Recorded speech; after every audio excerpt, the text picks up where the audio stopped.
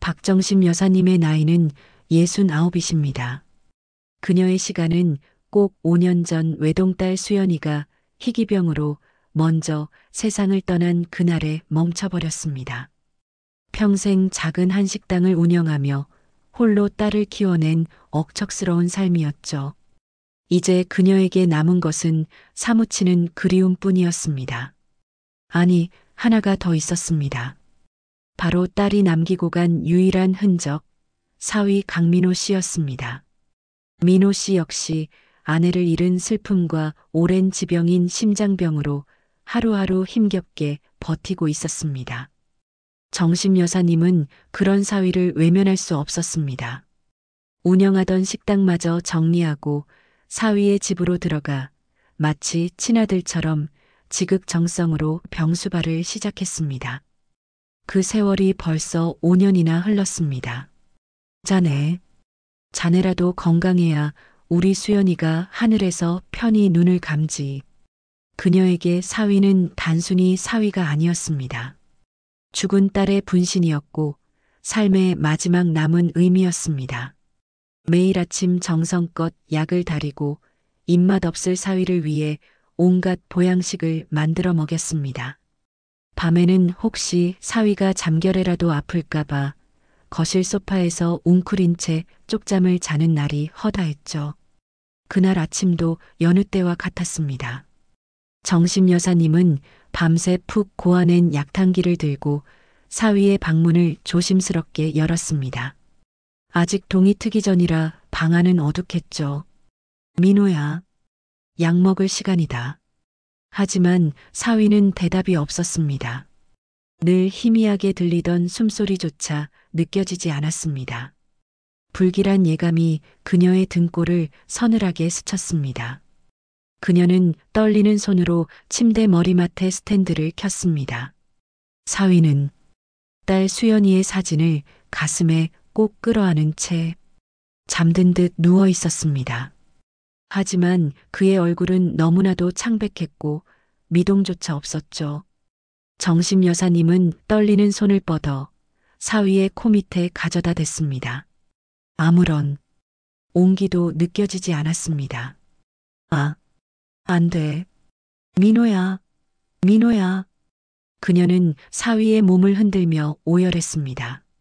딸에 이어 마지막 남은 핏줄 같았던 사위마저 이렇게 허망하게 떠나보내야 하다니요. 하늘이 무너지는 슬픔 속에서 그녀의 시선이 사위의 손에 꼭 쥐어진 딸의 사진에 머물렀습니다. 그런데 이상했습니다. 사진 뒷면, 깨끗해야 할 그 하얀 종이 위에 아주 희미하게 붉은 자국이 배어 있었습니다.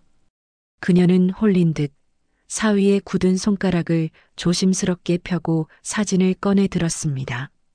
그리고 불빛 아래 사진 뒷면을 비춰보았죠. 그것은 틀림없는 여자의 입술 자국이었습니다. 방금 찍힌 듯 선명한 낯선 여자의 붉은 립스틱 자국이었습니다. 딸의 사진 뒷면에 찍힌 그 낯선 붉은 입술 자국. 그 기묘한 발견은 사위를 잃은 박정심 여사님의 슬픔 앞에서 속절없이 희미해져 갔습니다. 지금 그녀에게 중요한 것은 그 붉은 흔적의 정체가 아니었습니다. 마지막 남은 가족이었던 사위, 강민호 씨의 마지막 길을 딸 수연이 목까지 정성껏 배웅해 주는 것이었죠. 그것이 죽은 딸에 대한 그리고 5년간 정성을 다한 사위에 대한 마지막 도리라고 생각했습니다. 그녀는 슬픔을 억누르며 장례 절차를 밟기 시작했습니다. 다행히 사위에게는 먼 친척 몇 분 외에는 연락할 가족이 없다고 들었기에 모든 장례 준비는 오롯이 그녀의 몫이었습니다. 그녀는 사위가 평소 좋아하던 국화꽃으로 제단을 가득 채우고 가장 환하게 웃고 있는 사위의 사진을 영정으로 골랐습니다. 그리고 잠시 망설였습니다. 사위의 영정 사진 옆 그 자리에 무엇을 놓아야 할까요? 그녀는 장롱 깊숙이 넣어두었던 상자 하나를 꺼냈습니다. 그 안에는 딸 수연이와 사위 민호가 세상에서 가장 행복하게 웃고 있던 결혼 사진이 들어 있었습니다. 사진 속 딸의 눈부신 미소, 그리고 그런 딸을 사랑스럽게 바라보던 사위의 눈빛. 그래요, 민호는 우리 수연이를 진심으로 사랑했었습니다. 그 입술 자국 따위는 분명 무언가 잘못된 것이거나 혹은 잠시의 실수였을 겁니다. 그녀는 애써 그렇게 믿기로 했습니다. 박정심 여사님은 떨리는 손으로 두 사람의 결혼 사진을 영정사진 바로 옆에 나란히 놓아주었습니다. 이제야 비로소 외로웠을 두 영혼이 하늘에서 다시 만난 것 같아 보였습니다. 그것이 그녀가 사위에게 해줄 수 있는 마지막 배려이자 돌이킬 수 없는 선택이었습니다. 장례식 첫날이 밝았습니다. 조문객들이 하나둘 찾아와 애도를 표했죠. 대부분 정심 여사님의 옛 식당 단골들이거나 딸 수연이의 친구들이었습니다. 정심 여사님은 상주 자리에 꼿꼿이 앉아 찾아오는 이들에게 덤덤하게 인사를 건넸습니다. 눈물은 이미 지난 밤 사위의 방에서 모두 흘린 뒤였습니다. 조용히 조문이 이어지던 그때였습니다. 장례식장 문이 스르르 열리고 검은색 상복 차림의 낯선 여자 한 명과 그녀의 손을 잡은 남자아이가 들어섰습니다. 여자는 30대 후반쯤 되어 보였고 아이는 초등학교 저학년쯤 되어 보였죠. 정심 여사님은 누구지? 하고 고개를 갸웃했습니다. 사위에게 저런 지인이 있었던가요? 여자와 아이는 천천히 영정 앞으로 다가왔습니다. 여자는 말없이 국화꽃 한 송이를 제단 위에 올려놓았죠. 그런데 바로 그때였습니다. 여자의 손을 잡고 있던 남자아이가 제단 위에 민호 씨 영정 사진을 올려다보며 아주 맑고 또렷한 목소리로 외쳤습니다. 아빠, 아빠.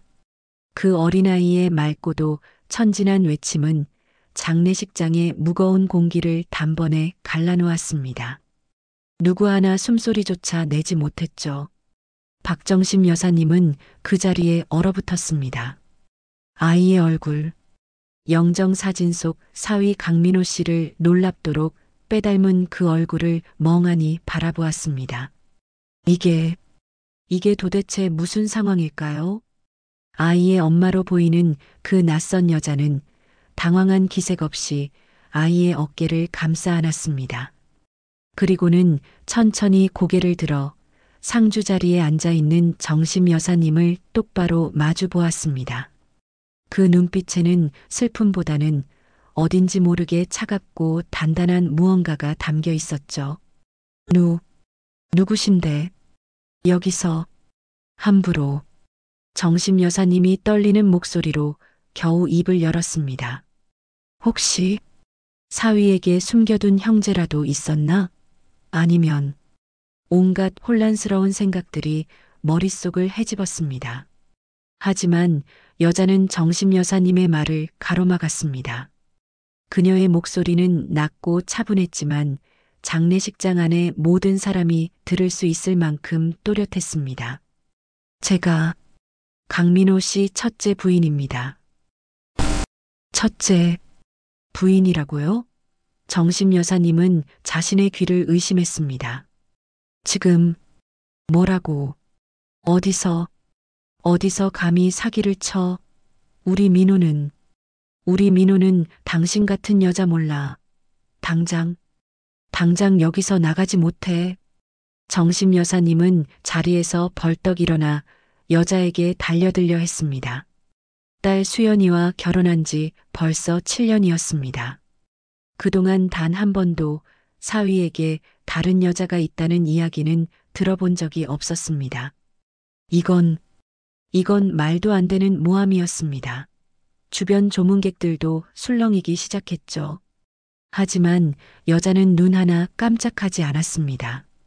그녀는 정심 여사님의 분노를 그저 가만히 받아낼 뿐이었죠. 그리고는 품속에서 아주 낡고 빛바랜 종이 한 장을 꺼내 들었습니다. 이걸 보시면 아시게 될 겁니다. 그녀는 그 종이를 정심 여사님의 눈앞에 펼쳐 보였습니다. 그것은 혼인관계 증명서였습니다. 남편 강민호, 아내 김영미, 그리고 그 혼인신고 날짜. 그것은 딸 수연이가 사위 민호를 만나기도 훨씬 전인 15년 전 날짜였습니다. 서류에는 법원의 직인까지 선명하게 찍혀 있었죠. 정심 여사님의 손이 걷잡을 수 없이 떨리기 시작했습니다. 아니야, 아니야. 이건 거짓말이야. 그녀는 서류를 밀쳐내려 했지만 손에 힘이 들어가지 않았습니다. 여자는 싸늘한 눈으로 정심 여사님을 내려다보며 마지막 비수를 꽂았습니다. 그리고 어머님 따님은, 박정심 씨 따님 박수연 씨는 엄연히 저희 혼인 기간 중에 제 남편 민호 씨를 만난 상간녀입니다. 상간녀. 그 끔찍한 단어는 마치 독화살처럼 날아와 박정심 여사님의 가슴 가장 깊은 곳에 박혔습니다. 병으로 먼저 간 눈에 넣어도 아프지 않을 외동딸 수연이가 남의 가정을 파탄낸 상간녀라니요. 정심 여사님은 그 자리에서 혼절할 것만 같았습니다. 장례식장은 순식간에 아수라장이 되었죠. 사람들의 수군거림, 본처라는 여자의 냉담한 눈빛, 그리고 아빠를 부르며 우는 아이의 울음소리까지 모든 것이 그녀를 지옥으로 밀어넣었습니다. 그녀는 더 이상 그곳에 서 있을 수가 없었습니다. 아니야, 아니야. 우리 수연이는, 우리 민호는 그럴 리 없어. 그녀는 울부짖으며 장례식장을 뛰쳐나왔습니다. 증거를 찾아야 했습니다. 사위가 딸을 얼마나 지극히 사랑했는지, 저 여자의 말이 얼마나 터무니없는 거짓인지를 증명할 증거를 말입니다. 그녀는 택시를 잡아 타고 사위와 함께 살았던, 아니, 자신이 5년간 병수발을 들었던 그 집으로 향했습니다. 문을 열고 들어선 집 안은 며칠 전 사위가 숨을 거두었던 그 모습 그대로였죠. 집 안 곳곳에는 딸 수연이와 사위 민호가 함께 찍은 사진들이 놓여 있었습니다. 행복하게 웃고 있는 두 사람의 모습. 그래요, 저 미소가, 저 눈빛이 어떻게 거짓일 수 있겠어요. 정심 여사님은 사위의 서재로 향했습니다. 그곳이라면 딸을 향한 사위의 진심을 증명할 무언가가 남아있을 거라 믿었습니다. 그녀는 책상 서랍을 열고 사위의 물건들을 하나하나 뒤지기 시작했습니다. 편지 뭉치, 일기장, 업무 서류들. 그녀는 미친 사람처럼 사위의 흔적을 샅샅이 훑었죠. 그러던 중 서랍 가장 깊숙한 곳에서 낯선 서류 봉투 하나를 발견했습니다. 겉에는 아무것도 적혀 있지 않았죠. 그녀는 떨리는 손으로 봉투를 열었습니다. 그 안에는 보험 증권과 은행 거래 내역서들이 들어 있었습니다. 피보험자 박수연 사망보험금 수령액 5억 원.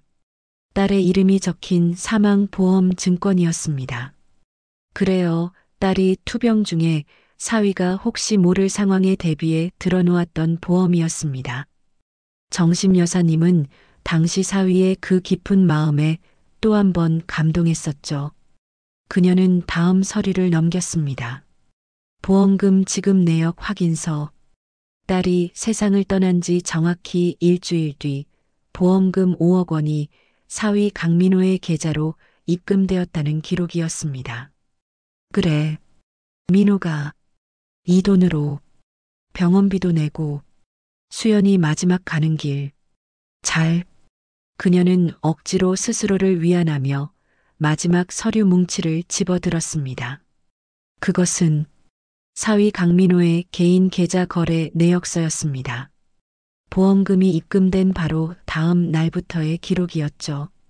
그리고 그녀는 그 자리에서 얼어붙고 말았습니다. 보험금 5억 원이 입금된 바로 다음 날, 출금 김영미 사위 본처 이름 5천만 원 그 다음 달. 출금 김영미 5천만 원 또 그 다음 달. 출금 김영미 5천만 원. 마치 월급처럼 매달 정확히 5천만 원씩 꼬박 10개월 동안 총 5억 원이 사위의 그 첫째 부인이라는 여자의 계좌로 흘러 들어간 것입니다. 그녀가 5년간 사위의 병수발을 들며 자신의 식당 보증금까지 빼서 병원비를 대는 동안 사위는 죽은 딸의 목숨값을 다른 여자에게 보내고 있었던 겁니다. 정심 여사님의 눈앞이 캄캄해졌습니다. 이게 그녀가 믿었던 사위의 진심이었을까요?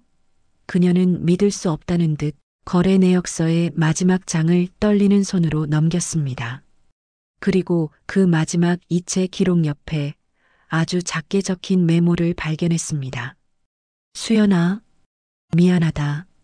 그래도 내 아들 민준이 학비는 보내야 하지 않겠니? 사위의 서재. 박정심 여사님은 차가운 바닥에 주저앉은 채 그 잔인한 이체 내역서들을 몇 번이고 다시 읽었습니다. 수연아 미안하다. 그래도 내 아들 학비는. 그 글귀는 이제 변명이 아닌 죽은 딸을 향한 기만이자 조롱으로 느껴졌죠. 5년간의 헌신, 자신의 청춘과 노후를 바친 그 시간들이 한낱 돈 몇 푼을 위한 연극이었다는 사실. 그녀의 심장은 더 이상 슬픔으로 뛰지 않았습니다. 대신 차갑고 단단한 분노가 그 자리를 채우기 시작했습니다. 그녀는 무너지지 않았습니다. 눈물도 더 이상 흘리지 않았죠. 대신 자리에서 천천히 일어났습니다. 마치 전쟁터에 나서는 장수처럼 그녀의 눈빛은 흔들림 없이 단호했습니다. 그녀는 사위 강민호가 남긴 이 거짓된 삶의 조각들을 하나도 남김없이 찾아내야 했습니다. 그리고 딸 수연이의 억울함을 풀어주어야 했습니다. 정심 여사님은 다시 사위의 서재를 샅샅이 뒤지기 시작했습니다. 이번에는 돈의 흔적이 아니었습니다. 사위가 숨기려 했던 진실의 조각들을 찾아야 했죠. 책장 뒤, 액자 뒤, 심지어 낡은 책상 서랍 밑바닥까지. 그녀는 매의 눈으로 모든 것을 훑었습니다. 얼마나 시간이 흘렀을까요? 그녀의 손길이 책상 서랍 가장 깊숙한 곳, 다른 서류들 밑에 깔려있던 낡은 가죽 서류 가방에 닿았습니다. 가방은 자물쇠로 잠겨 있었죠. 그녀는 잠시 망설였지만 이내 서랍 속에 작은 가위를 꺼내 들어 가죽 가방의 옆면을 거칠게 찢어냈습니다. 가방 안에는 몇 개의 서류철이 들어 있었습니다. 대부분 오래된 사업 관련 서류처럼 보였죠. 그녀는 실망감에 서류들을 뒤적이던 중 아주 얇은 파일 하나를 발견했습니다. 파일 겉면에는 아무것도 적혀 있지 않았죠.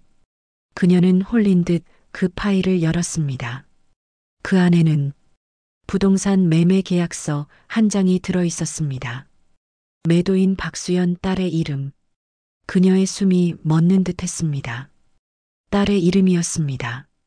그것은 딸 수연이가 결혼 전 정심 여사님이 평생 모은 돈으로 마련해 주었던 작은 오피스텔 계약서였습니다. 딸이 시집갈 때 혼수 대신 해주었던 그녀의 유일한 재산이었죠. 그런데 이상했습니다. 매매 계약서라니요? 딸은 그 오피스텔을 팔지 않았습니다. 분명 사위 민호와 결혼한 후에도 월세를 받아 생활비에 보태 쓴다고 했었는데 그녀는 떨리는 손으로 계약서 다음 장을 넘겼습니다. 매수인 강민준 특약사항 본 계약은 매도인의 사망 시 효력이 발생하며 강민준, 그 이름, 장례식장에서 아빠를 외치던 사위의 그 어린 아들의 이름이었습니다. 그리고 계약 효력 발생 시점은 딸의 사망 시. 이제 모든 것이 명확해졌습니다. 사위는 딸의 사망 보험금뿐만 아니라 딸이 죽기도 전에 딸 명의의 마지막 재산까지 자신의 아들 이름으로 빼돌리려 했던 것입니다. 심장병을 앓던 그 연약한 모습은 모두 거짓이었습니다. 그는 처음부터 끝까지 오직 돈만을 위해 딸에게 접근했고 딸이 죽은 후에는 장모인 자신까지 철저하게 이용했던 것입니다. 박정심 여사님은 그 계약서를 쥔 채 온몸을 부들부들 떨었습니다. 이것은 단순한 배신이 아니었습니다. 이것은 죽은 딸의 영혼까지 짓밟는 악마의 소행이었습니다. 그녀는 계약서 위에 적힌 그 이름 강민준이라는 세 글자를 마치 불에 달군 낙인처럼 그녀의 분노 속에 깊이 새겨 넣었습니다. 박정심 여사님은 그날 밤 뜬 눈으로 밤을 지새웠습니다. 품 안에는 딸 수연이의 이름이 적힌 그 차가운 부동산 계약서와 사위가 첫째, 부인에게 돈을 보낸 은행 거래 내역서들이 고스란히 안겨 있었죠. 분노와 배신감으로 온몸이 떨렸지만 그녀는 더 이상 울지 않았습니다. 대신 다음 날 해가 뜨기 무섭게 그녀는 집을 나섰습니다. 그녀가 향한 곳은 시내 번화가에 있는 한법률 사무소였습니다. 딸의 억울함을 풀고 사위놈이 빼앗으려 한 딸의 마지막 재산을 지켜내기 위해서는 법의 도움이 절실했으니까요. 그녀는 평생 모은 돈의 일부를 털어 가장 유능해 보이는 변호사를 선임했습니다. 변호사님, 이것 좀 보십시오. 내 딸, 내 죽은 딸 이름으로 된 집인데 사위놈이 지 새끼 이름으로 빼돌리려고. 정심 여사님은 떨리는 손으로 계약서와 이체 내역들을 변호사 앞에 펼쳐놓았습니다. 변호사는 꼼꼼하게 서류들을 검토하기 시작했죠. 정심 여사님은 그 시간이 마치 천년처럼 길게 느껴졌습니다. 제발, 제발 방법이 있다고 말해주길. 그녀는 마른 입술만 깨물었죠. 한참 후 변호사가 무거운 표정으로 고개를 들었습니다. 어머님, 상황이 쉽지 않아 보입니다. 네, 그게 무슨, 이 계약서 자체는 문제가 없습니다. 그런데 제가 방금 확인해 보니 사위분께서 따님께서 돌아가시기 직전에 받아놓은 서류가 하나 더 있습니다. 변호사가 컴퓨터 화면을 돌려 그녀에게 보여주었습니다. 그것은 유언 공증서였습니다. 딸 박수연이 자신의 명의로 된 오피스텔을 포함한 모든 재산을 사위 강민호의 아들 강민준에게 상속한다는 내용이었습니다. 그리고 그 밑에는 딸 수연이의 이름과 함께 공증 사무소의 직인까지 선명하게 찍혀 있었죠. 이게 어떻게, 우리 수연이가, 왜? 정심 여사님은 숨을 쉴 수가 없었습니다. 딸은 분명 죽기 전까지 그 오피스텔 월세 받는 재미로 살았습니다. 그런데 왜 이런 유언장을 남겼을까요? 따님께서 돌아가시기 며칠 전에 작성된 것으로 보입니다. 아마 병세가 위중하여 정신이 혼미하신 상태에서 사위분의 강요나 회유에 의해 작성되었을 가능성이 높아 보입니다만 변호사의 목소리가 점점 힘을 잃어갔습니다. 법적으로는 이 유언 공증의 효력을 뒤집기가 매우 어렵습니다. 따님께서 자발적으로 서명하신 이상 필적 감정을 해도 어렵습니다. 정심 여사님의 눈앞이 다시 캄캄해졌습니다. 사위는, 그 악마 같은 놈은 죽어가는 딸을 상대로 마지막까지 이렇게 치밀하게 모든 것을 준비했던 것입니다. 그녀가 망연자실하여 의자에 주저앉으려던 바로 그 순간이었습니다. 법률사무소 문이 열리고 뜻밖의 인물이 들어섰습니다. 바로 장례식장에서 마주쳤던 사위의 첫째 부인 김영미였습니다. 그녀는 혼자가 아니었죠.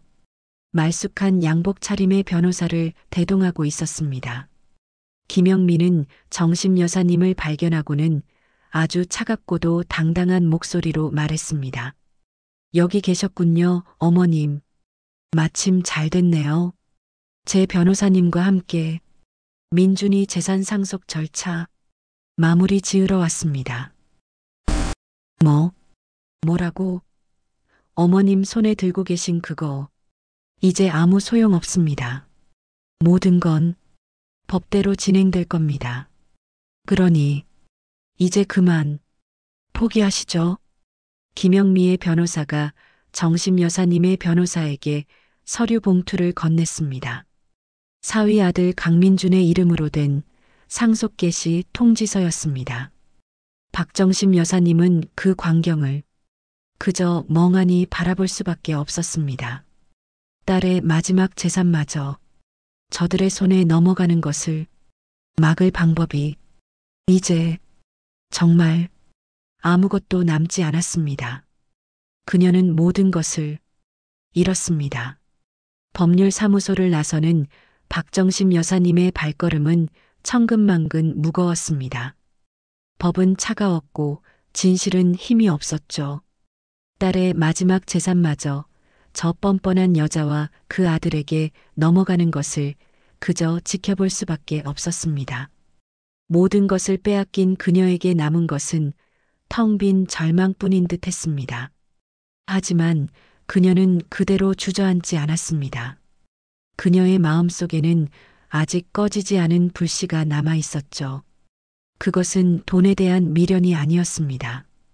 죽은 딸 수연이의 이름 그리고 사위놈의 거짓된 사랑 앞에 처참히 짓밟힌 딸의 마지막 자존심을 이대로 묻어버릴 수는 없었습니다. 그녀는 발걸음을 돌렸습니다. 향한 곳은 변호사 사무실이 아닌 사위의 첫째 부인 김영미가 살고 있다는 아파트였습니다. 그녀는 마지막으로 그 여자와 단판을 지어야 했습니다. 초인종을 누르자 문이 열리고 김영미가 나왔습니다. 그녀는 정심 여사님을 보고 잠시 놀란 듯 했지만 이내 다시 그 차갑고 당당한 표정을 지었죠. 어쩐 일이시죠, 어머님. 이제 볼 일 없으실 텐데요. 잠깐 얘기 좀 합시다. 김영미는 마지못해 문을 열어주었습니다. 집안은 생각보다 평범하고 소박했죠. 벽에는 사위 민호와 그녀 그리고 아들 민준이가 함께 찍은 가족 사진들이 걸려 있었습니다. 정심 여사님은 그 사진들을 애써 외면하며 거실 소파에 꼿꼿이 앉았습니다. 그녀는 품속에서 법적 증거 서류들이 아닌 아주 오래된 편지 뭉치 하나를 꺼내 들었습니다. 딸 수연이가 살아생전 사위 민호에게서 받았던 수백 통의 연애 편지였죠. 딸의 유품을 정리하다 발견하고 차마 버리지 못해 간직해왔던 것들이었습니다. 이게 뭔지 아시오? 김영미는 그 낡은 편지 뭉치를 경멸하듯 쳐다보았습니다. 그 여자, 어머님 따님이랑 제 남편이 주고받던 불륜의 증거라도 되나요? 이제 와서 그런 게 무슨 소용이라고. 불륜? 정심 여사님이 나직이 웃었습니다. 그 웃음은 슬픔보다 더 깊은 한이 서려 있었죠. 내 딸, 수연이는 당신 남편이 유부남인 줄도 모르고 만났소. 아니, 당신 남편이 당신과는 이미 오래전에 이혼했고 당신 아들은 하늘나라로 먼저 보냈다고. 그렇게 내 딸을 속였소. 김영미의 얼굴이 처음으로 당황으로 물들었습니다. 여기 그 증거가 있소. 정심 여사님은 편지 한 통을 꺼내 들었습니다. 그리고 떨리는 목소리로 하지만 또렷하게 읽어 내려가기 시작했습니다. 수연 씨, 당신을 만난 건 내 인생의 유일한 구원이요. 영미 본처와는 이미 오래전에 마음이 떠났고 서류상으로만 부부일 뿐이요. 아들 민준이만 아니었다면 진작에. 거짓말. 거짓말이야. 김영미가 비명처럼 소리쳤습니다. 정심 여사님은 멈추지 않았습니다. 그녀는 다음 편지를 꺼내 들었죠. 내 아들 민준이 하늘나라로 먼저 보낸 그 아이 때문에 영미와의 인연을 끊지 못하고 있었소. 하지만 이제 당신만 있다면 그 아이에 대한 죄책감도 잊고 새 출발할 수 있을 것 같소? 아니야. 우리 민준이는 살아있어. 멀쩡히 살아있다고. 김영미가 울부짖으며 편지를 빼앗으려 했지만 정심 여사님은 그녀를 뿌리치고 마지막 편지를 읽었습니다. 수연 씨, 당신만 내 곁에 있어준다면 나는 영미와 그 아이에 대한 모든 것을 버릴 수 있소. 당신과 함께라면 지옥이라도 갈 수 있소. 사랑하오. 영원히. 편지를 다 읽은 정심 여사님은 붉게 충혈된 눈으로 김영미를 바라보았습니다. 내 딸은 죽는 순간까지도 당신 남편의 이 거짓말을 진심이라 믿고 눈을 감았소. 당신도 저놈한테 똑같이 속은 거요? 아니면 처음부터 모든 걸 알면서도 내 딸의 죽음각까지 탐을 낸 한패였소? 김영미 씨는 박정심 여사님이 내민 그 절절한 연애 편지들을 마치 더러운 것이라도 본 듯 밀쳐내려 했습니다. 하지만 그녀의 손은 허공에서 멈췄습니다. 편지지에 남은 죽은 남편의 필체, 그리고 그 안에 담긴 자신에게는 단 한 번도 보여준 적 없었던 뜨거운 약속들. 그녀는 결국 떨리는 손으로 그 편지들을 받아들었습니다. 한 장, 두 장, 읽어 내려갈수록 김영미 씨의 얼굴은 하얗게 질려갔습니다. 남편 강민호는 그녀에게도 똑같이 속삭였었습니다. 수연정심 딸과는 오래전에 끝난 사이다. 아이 때문에 어쩔 수 없이 만나는 것뿐이다. 당신과 민준이만이 내 전부다. 그녀 역시 죽은 남편이 남긴 지독한 거짓말의 또 다른 피해자였던 것입니다. 흐흑. 방금 전까지 도끼 서린 눈으로 정심 여사님을 쏘아보던 그 당당함은 온데간데 없었습니다. 김영미 씨는 어린아이처럼 바닥에 주저앉아 오열하기 시작했습니다. 평생을 남편의 거짓 그늘 아래서 아들 하나만 바라보고 살아온 세월이 한순간에 물거품처럼 부서져 내린 것입니다. 박정심 여사님은 우는 그녀를 그저 가만히 바라보았습니다. 분노도 연민도 아니었습니다. 그저 죽은 한 남자가 남긴 지독한 상처 위에 또 다른 상처 입은 여자가 있다는 사실을 덤덤히 받아들일 뿐이었죠. 얼마 후 두 여자는 나란히 변호사 사무실을 다시 찾았습니다. 김영미 씨는 남편 강민호가 딸 수연이 죽기 직전 병실에서 어떤 식으로 유언공증을 받아냈는지, 그리고 자신에게 어떻게 거짓말을 해왔는지 모든 것을 증언했습니다. 사위가 남긴 연애 편지들과 본처의 증언. 그것은 딸의 마지막 재산을 지켜낼 결정적인 증거가 되었습니다. 결국 법원은 사위 강민호가 남긴 유언, 공증이 망인의 진정한 의사에 반하여 작성되었을 가능성이 높다고 판단, 그 효력을 무효화했습니다. 딸 수연이의 이름으로 된 오피스텔은 온전히 어머니 박정심 여사님의 품으로 돌아왔습니다. 길고 길었던 싸움이 끝난 것입니다. 정심 여사님은 그 오피스텔을 처분했습니다. 그리고 그 돈의 일부를 떼어 강민준 이름으로 된 학자금 통장을 만들었습니다. 아버지를 잃고 어머니마저 속아 이용당한 아무것도 모르는 그 어린 손주를 위한 그녀의 마지막 배려였습니다. 박정심 여사님은 다시 딸과의 추억이 가득한 그 작고 낡은 집으로 돌아왔습니다. 5년 만이었습니다. 집안에는 먼지가 뽀얗게 쌓여 있었지만 벽에 걸린 딸의 환한 웃음은 그대로였죠. 그녀는 더 이상 사위의 빈자리를 보며 눈물 짓지 않았습니다. 대신 앞치마를 찾아 허리에 둘렀습니다. 그리고 먼지 쌓인 부엌으로 들어가 5년간 닫아두었던 찬장문을 열었습니다. 그 안에는 그녀가 평생을 함께했던 낡은 냄비와 그릇들이 그대로 잠들어 있었죠. 그녀는 쌀을 씻고 멸치 육수를 내기 시작했습니다. 투박하지만 정성스러운 손길로 다시 음식을 만들기 시작했습니다. 자신을 위해, 그리고 먼저 떠나간 딸을 위해, 남겨진 자신의 삶을 다시 살아가기 위해서였습니다. 구수한 밥 짓는 냄새가 5년 만에 그 작은 집안을 다시 따뜻하게 채우기 시작했습니다. 창밖으로는 모든 것을 지켜보았다는 듯 따스한 저녁 햇살이 그녀의 어깨 위로 조용히 내려앉고 있었습니다. 재미있으셨다면 구독과 좋아요 부탁드립니다.